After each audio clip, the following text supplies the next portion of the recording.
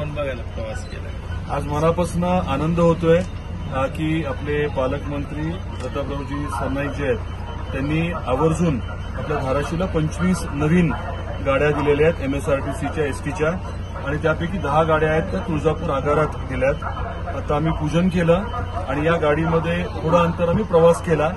आवर्जून विधानसभेचे परिषदेचे सदस्य यांच्यासाठी सीट राखीव आहे, त्या सीटवरती बसून काही थोड्या अंतरावरती आम्ही जर्नी केलेली आहे, फिरलेलो आहे आणि चांगली बस आहे. याच्यामध्ये महत्वाचं म्हणजे आजकाल महत्वाचं जे आहे मोबाईल आणि मोबाईल चार्जर, USB चार्जर पण आवर्जून विचारपूर्वक दिलेला आहे आणि सीट बऱ्यापैकी मागेही जाते. चांगलं बस जी आहे ती उपलब्ध करून दिल्याबद्दल MSRTCचे आणि राज्य सरकारचे मी मनापासून आभार व्यक्त करतो. आपल्या पालकमंत्री महोदयांचे मनापासून आभार की त्यांनी तातडीने आपल्याला 25 बसेस उपलब्ध करून दिल्या. येणाऱ्या काळात अजून नवीन बसेस त्यांनी उपलब्ध करून द्याव्या आणि ई बसेसच्या बाबतीत देखील आपण पाठपुरावा करू. आपल्याकडचे जे बस स्थानक आहेत त्यांचं देखील काम आपण हातात घेतोय.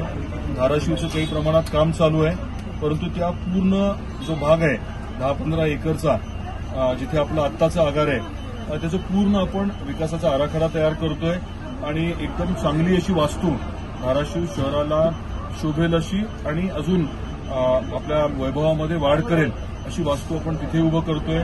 तुळजापूरमध्ये काम चालू आहे, नळदूर, तेर, बऱ्याच ठिकाणी आपण MSRTCच्या माध्यमातून चांगलं काम करण्याचा प्रयत्न करतोय. आपणही सर्वांनी या प्रक्रियेमध्ये सकारात्मक सहभाग घ्यावा ही आपल्या सर्वांना विनंती. खूप शुभेच्छा.